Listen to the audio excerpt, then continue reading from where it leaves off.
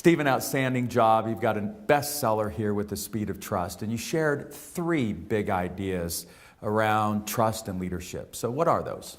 3 big ideas are these. First, that trust is not just a soft social virtue, it's an economic driver, because it's all about speed and cost. You can measure speed and cost. The second big idea is that trust is the #1 competency of leadership needed today, more than any others, because of how it affects every other competency. So it's a performance multiplier. The third big idea is that trust is a learnable competency.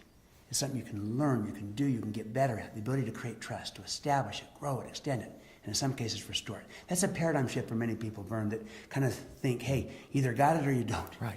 I'm saying that's your starting point. And you can restore it, That's as right. you talked That's about. your starting point. But in the same way that you can diminish trust through your behavior, you can also consciously and deliberately create it through your behavior.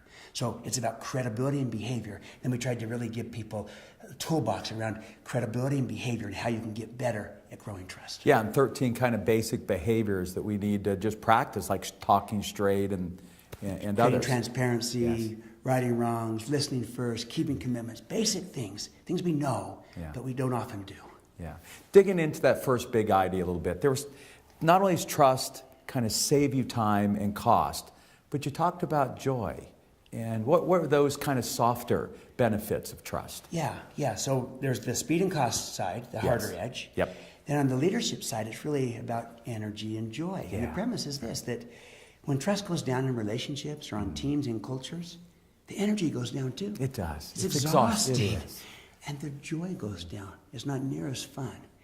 And people, by joy, you might say, I don't use the term joy. Well, people are less happy. Right. There's less fun. And when you measure satisfaction of your employees, that goes down.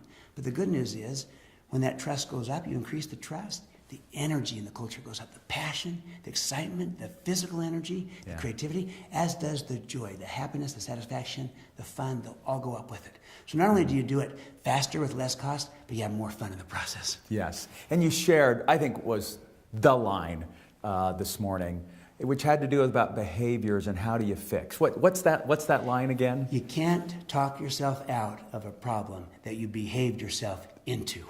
That's exactly right. Words alone aren't sufficient. You got to behave your way back into trust. Yeah. And words can be helpful, Yes. like an apology can help you start, but ultimately, the apology is not enough. People need to see the behavior. But my premise is, though, you can behave your way back into trust in most situations. There might be some where people don't give you a chance, Right.